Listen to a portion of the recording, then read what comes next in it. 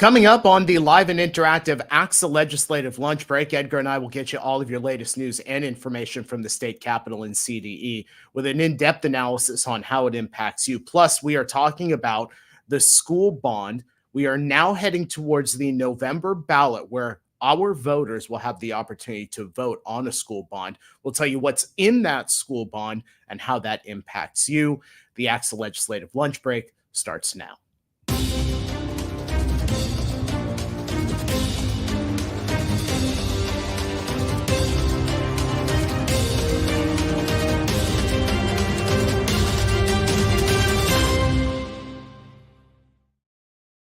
And it's just after 1 o'clock, actually a couple of minutes after 1 o'clock. We welcome you on a Wednesday to the live and interactive ACSA legislative lunch break. I'm Naj Alikhan, ACSA Senior Director of Marketing and Communications. Welcome. We are experiencing some technical stuff, so I'm looking to see if Edgar can hear me.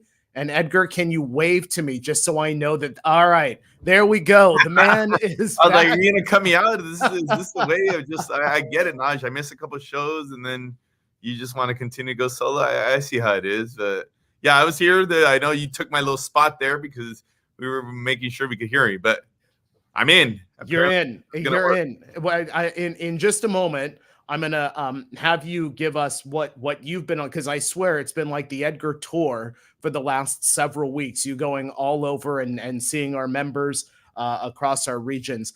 So we'll talk about that in just a second. Folks, we're going to talk about the California school bond coming up in just a couple of moments. We've got one of the big school bond advocates on our show today to talk a little bit about how we got to this point, Edgar, with the school bond and what's in it and how it may impact you. So that's coming up. Edgar, again, you've been all over the place statewide meeting our members. Tell us a little bit about your travels and what some of the conversations have been like with our members out there. Yeah, this is a fun time of year for us just because a lot of our regions, a lot of our leaders around the state, when schools are out, that's when they take advantage and have an opportunity to do a little bit of a reflection, goal setting, thinking about what they want to do in terms of their ACSA leadership. So I've been making the rounds. I've gotten a chance to visit different parts of the state. I mean, the joke that I always make is I get to go to a lot of nice places in this gig. I don't get to stay in a lot of nice places, but I feel like I'm in and out, go in, do a presentation, have a meeting, and then I'm off to the next one. But it's been great. I mean, I think the one piece, the enthusiasm of our members is the piece that always is rejuvenating in terms of what they can do in this role, what they can do as part of ACSA. Mm-hmm. I think as we're thinking about some of these bigger issues from the policy standpoint, from our professional development, how we can continue to keep in tune with the changing landscape out there. How can we continue to provide better and evolving support for our members? So a lot of great conversations, and I think they're going to be fruitful for us as we, as at State ACSA, are doing some goal setting. I know we're meeting with our leadership, our board next week. So it's a fun time of year. While also I'm glad for the majority, there's some members that, I feel somebody should call them a timeout. Like, you need to take a few days, right? Because they keep running so hard. But it is nice to have this summer period for our members, at least to slow down a little bit and recharge as we prepare for the next school year. That in the summer now is just the new landscape. It comes real quick, right? Summer's over before we know it. I have to tell you, Edgar, I'm looking at the chat. And by the way, if you have questions coming up on school bond, go ahead and put those into the chat. I'm seeing weather reports coming in from all over. Neri is over in Los Angeles with 88 degrees. Mary Stark in region 13 at 68 degrees, but there's smoke in the air. I see Rusty Gordon here, balmy 98, going to be 106 today. In region 2 here. I mean, it's I swear we can't get out of this. Projected. What are we supposed to be at today? We're supposed to be at 108 today, and I think 110 tomorrow. Yeah, look, I've already canceled tomorrow. 112 tomorrow. So yeah. I know the other day it got to like 101, 100 in Sacramento. I was like, oh, this is pretty nice. It's not that bad, which is kind of scary to think that, right? Yeah, exactly. Hey, let's talk budget, because budget is over now. Just your reflections, because we've had such an interesting 6 months from where we were when the governor released his budget in January.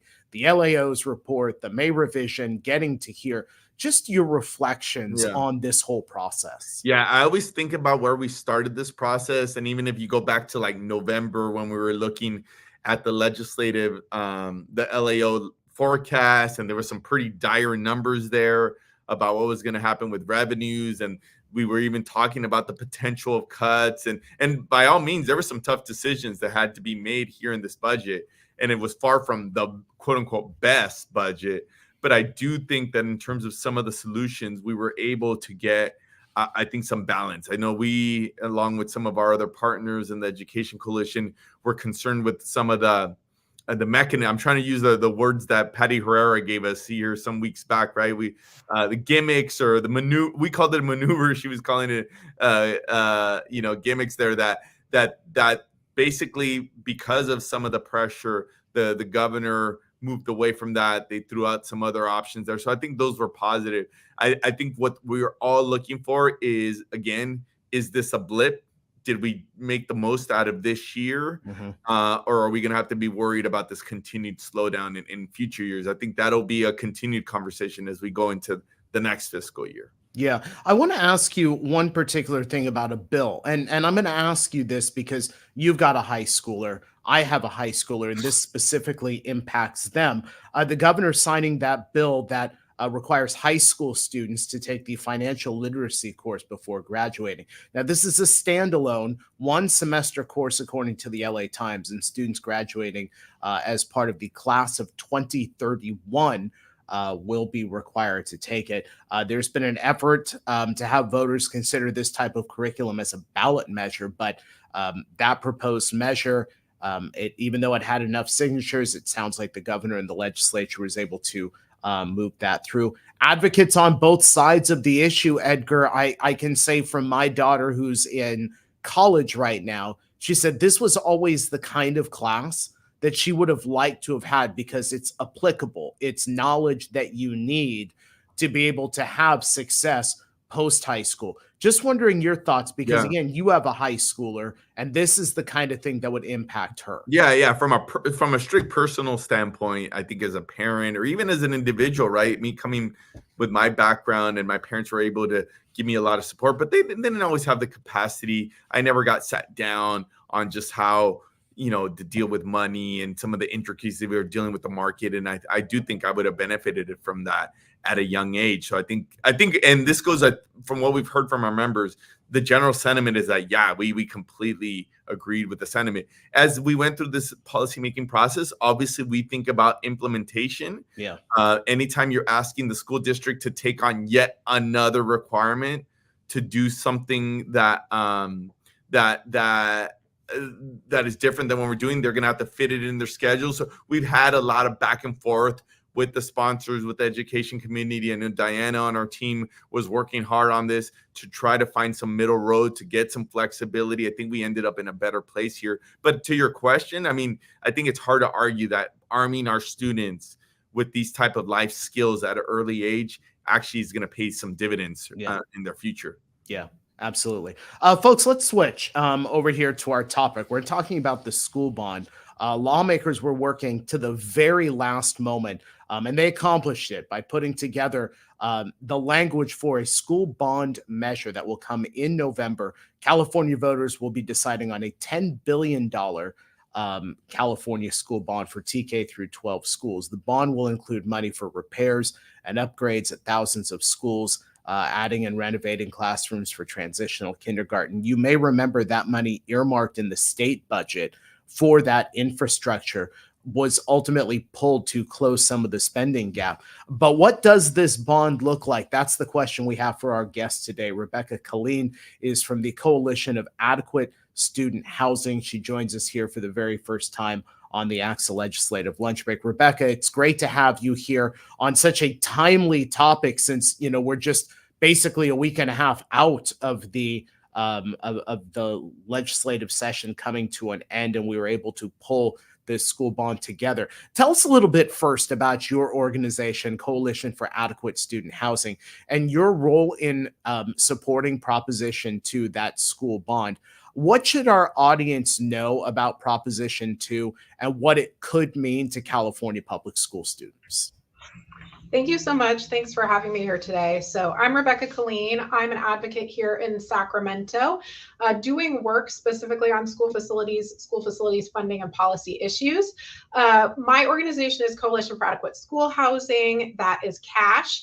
That is school districts and their private sector partners who help support them on school facility projects. So think your architects, your contractors, your construction managers, those folks. Many of your school districts are members of our organization, so we're working for you here in Sacramento. We were one of the key stakeholders in the negotiations on this bond, and now we're going to be pivoting to help support the campaign and do a lot of work there to ensure that we have success in November with Proposition 2. That's right, we have a number, we're Proposition 2. And what you all should know about this, it is $10 billion for our critically needed school facilities. We know that student learning outcomes are directly tied to the state of our facilities, and all of our students deserve a clean, safe, educationally appropriate classroom in which to learn and grow. We will receive $8.5 billion out of that $10 billion for K-12 school facilities. Mm-hmm. And there's a breakdown there. Some of that is for new construction, $3.3 billion. That is construction of brand new facilities, new classrooms. $4 billion is for modernization. So that's repairs and upgrades to your existing classrooms and facilities. And then there are two separate pots of funding. One is $600 million for career technical education. And then there's another pot of $600 million for charter schools. Just another couple of things here, high level on the bond. We've got a backlog of about $3 billion in projects that have already been submitted by districts to the state, and they are dependent upon the passage of Proposition 2 in order to be funded. What this bond does do, though, is it says that any of those projects that have already been submitted and are waiting for funding are not subject to the new rules that are established by Proposition 2. So those are going forward after the bond is passed in November. Proposition 2 does fund our existing school facility program, which has been in existence since 1998, but there are some improvements that have been written into Proposition 2 to make it an even better program. I think one of the biggest ones there is just increased funding opportunities for districts. Mm-hmm. So one of the big provisions here is an additional bump in the grant amount that you might receive for a new construction or modernization project if you've got a low bonding capacity or if you've got a high unduplicated pupil count. So your new construction projects could go up to a 55% state share. That's a 10% increase in funding. And your modernization projects could go up to a 65% state share, up from 60%. That's a just over 8% increase in funding. Mm-hmm. And then there are some additional funding opportunities associated with some other policy priorities that are identified in the bond. Gotcha. Yeah. Rebecca, did you take me? Did you unmute me? No, there we go. So, we can hear you, Edgar. Me out again. No, sorry, Rebecca. Good to see you. Thanks for all your work. I know not just on this issue, but I'm just appreciative of CASH, just who always has their eye on these very important issues that we know are foundational issues when it comes to student learning, about just what kind of facilities and learning environments we have for our students. ACSA, like many of our members of our coalition, was sharing progress on AB 247. We had it as one of our priority issues for our legislative action days, not just this year, but last year. So we've obviously been doing a lot of work. Kudos to Dorothy on our team, who I know has been really focused on this as well. One question is, what do you think, what was the difference this year? Why did this get finally to the finish line? And it's okay if you guys want to take a little bit of credit too, but what do you say changed in terms of the landscape that got us to the point where there was actual agreement? Well, I first want to thank you all, your team, Dorothy, you, Edgar, your members in ACSA for your support and your partnership. You've been really critical and key in getting this across the finish line.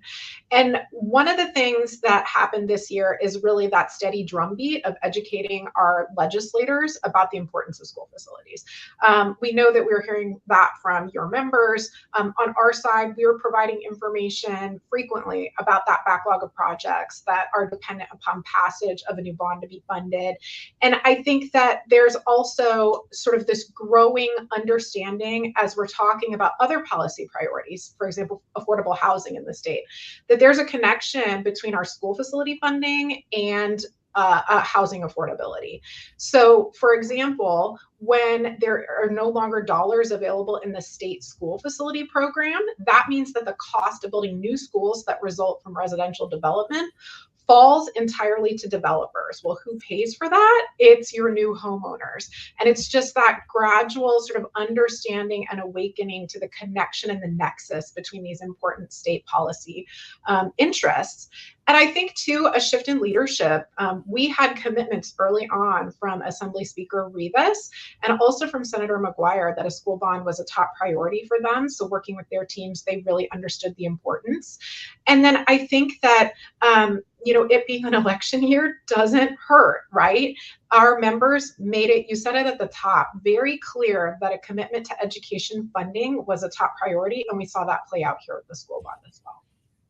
And folks, if you have any questions or comments about the school bond for Rebecca, go ahead and throw those into the chat. We'll try and tackle some of them at the end of the show. And Neri, I saw your question in there. So again, we'll try and tackle some of those at the end.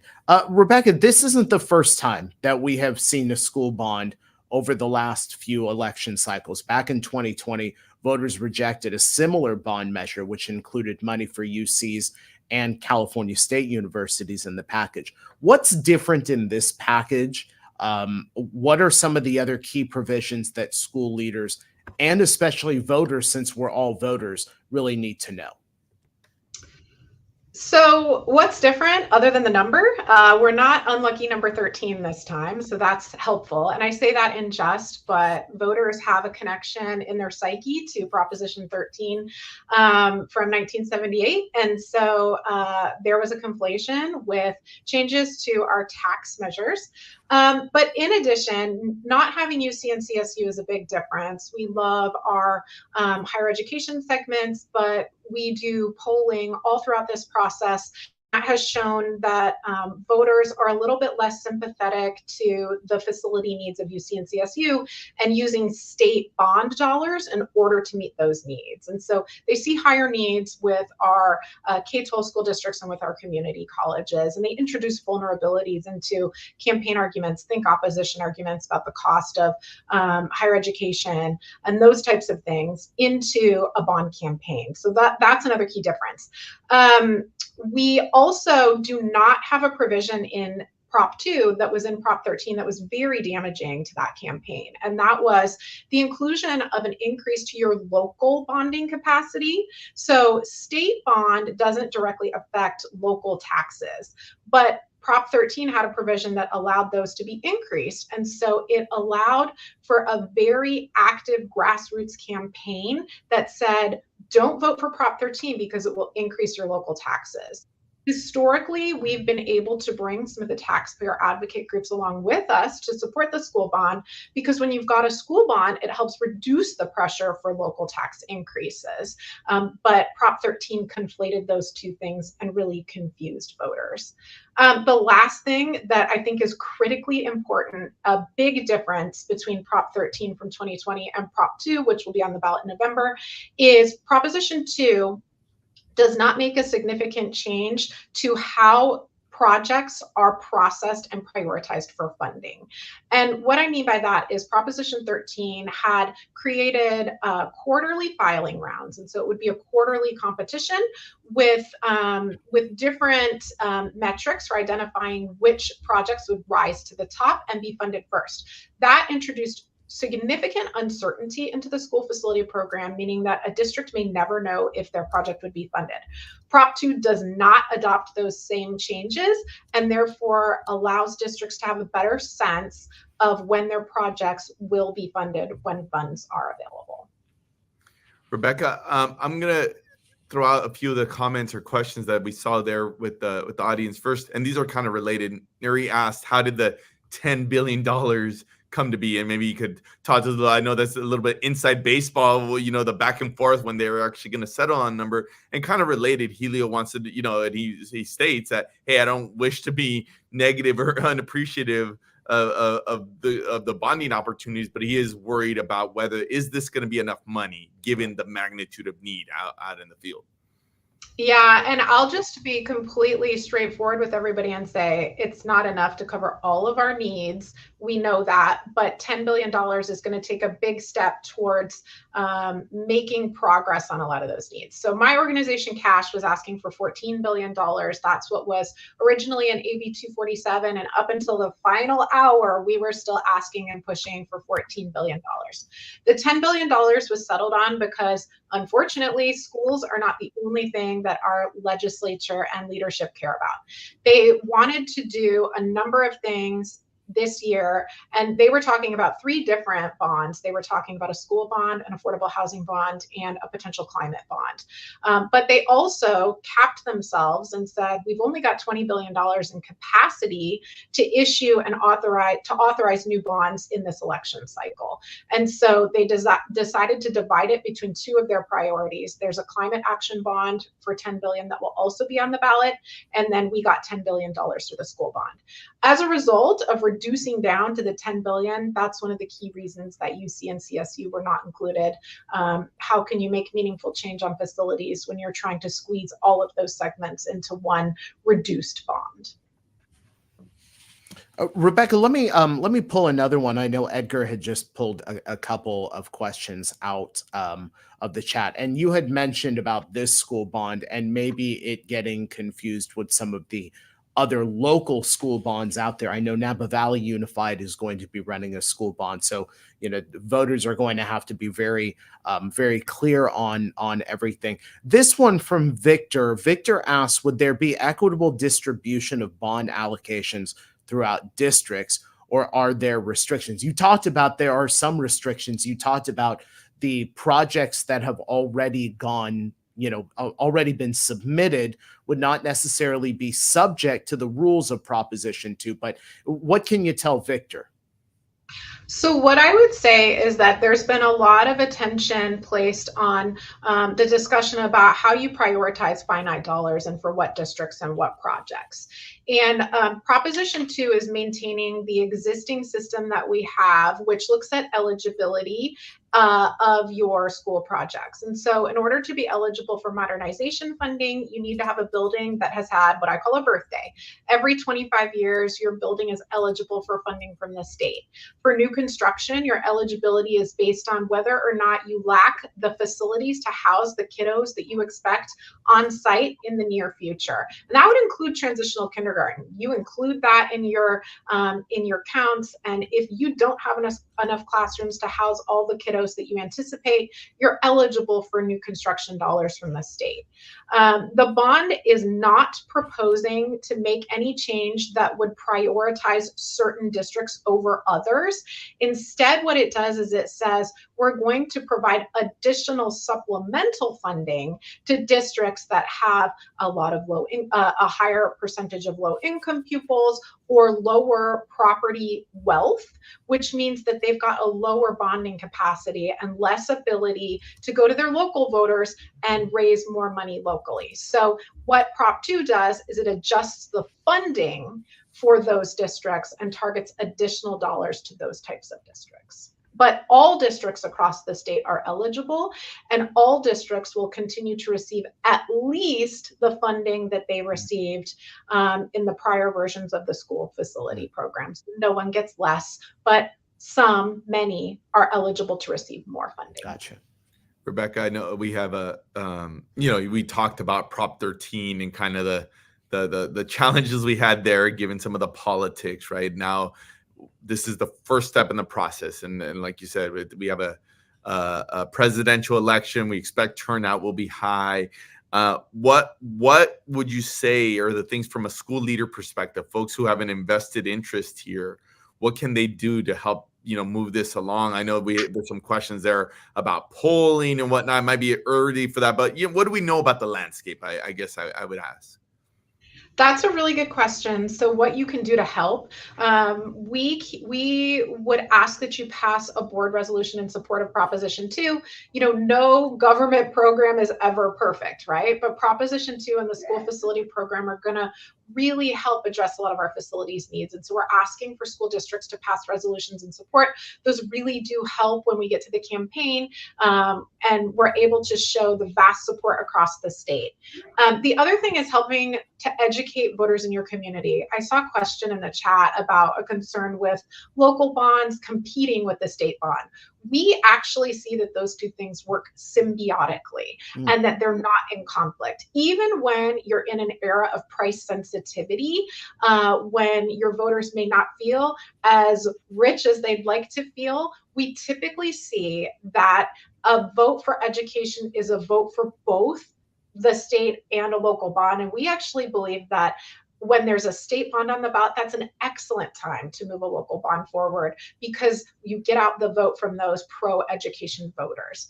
If your voters are making a choice, sometimes they do, there's a slight edge to your local bonds. They'll vote for something that's in their community where they understand that the dollars will improve their facilities before they'll vote for the state bond. But again, that's a very slight edge. And what you can do in that conversation is talk to your community about your local dollars that you're seeking to raise are going to leverage state dollars and go even further. And in bringing that message forward, what you're doing is you're also helping the state school bond. The last thing is that we will have a very active and robust campaign. So I'm in the process of raising money right now, working with some of my private sector partners. But organizations like ACSA are able to help contribute to the bond campaign. And it being a presidential election year, there's a lot of noise that we have to cut through in order to get to voters and get the message to them. Rebecca, before we go, and I know we're coming up on the bottom of the hour here, but I do want to get this question in from Daryl Camp, our ACSA vice president. He asks, does the demand for charter school facility funding exceed the amount available? In other words, is there a line for charter school facility funding as well? Briefly, what can you say about that? Great question. That program operates differently. They've got funding cycles, and so they'll open the door, take applications in. That program operates a little bit differently because they have a number of years to perfect their project, to go design it, come back for construction money. So we see a cycling of dollars. There are projects that will fall off that are not able to move forward because they're not able to make it to that next step where they're ready for construction. And so then that frees up additional dollars for the next on the list. That's a very long way of saying kind of, sort of, they get applications in excess of the available funds, they cycle through it, and then they fund the next project in the next cycle.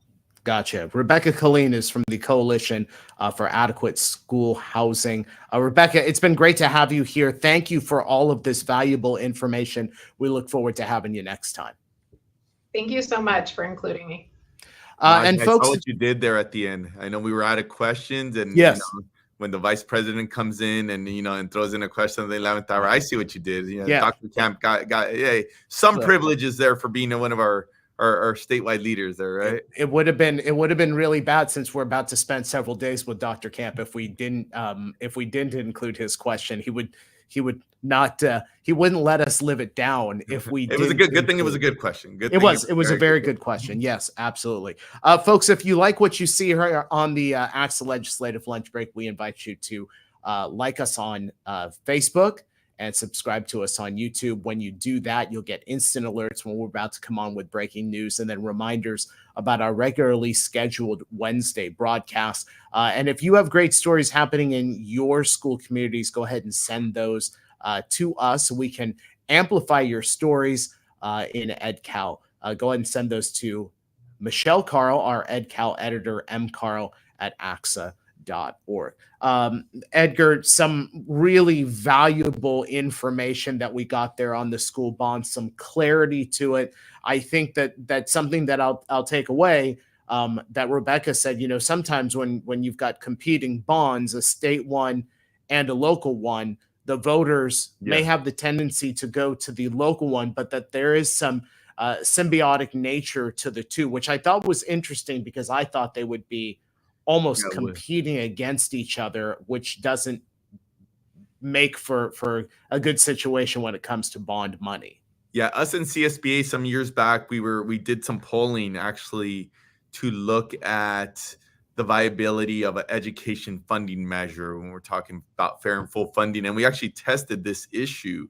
And the results were basically when we did focus groups or even tested this in polling, it actually showed what Rebecca said, that more often than not, that you're actually going to drive that. Yeah, people think local first, but that you usually drive those numbers the other way. If anything, they're going to they're going to support their local efforts. So yeah, I feel pretty confident about that. I actually just appreciated Rebecca's very plain talk on like, hey, the policymaking process is far from perfect. And like, if we got our say, this would have looked different in terms of numbers, maybe some of the provisions, but it's a negotiation. This was something that I know, whether it be Vaughn or I think Megan in the past, came in here and talked about how the state was very worried about their bonding capacity. So there was some compromises made there, right? Yeah. All told, like Rebecca said, $10 billion to at least make some progress in terms of need.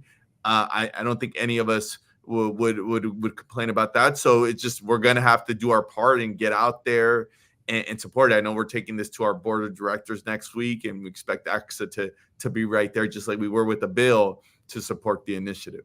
Yeah, absolutely. Policy is not perfect. I think if there's something our viewers have learned over the 3+ years that we've been on, policy is certainly not perfect. Folks, thank you so much for joining us here on the ACSA Legislative Lunch Break. We are live and interactive Wednesdays here on ACSA Facebook and ACSA YouTube. Have a great rest of the day and rest of the week, and we'll see you next time.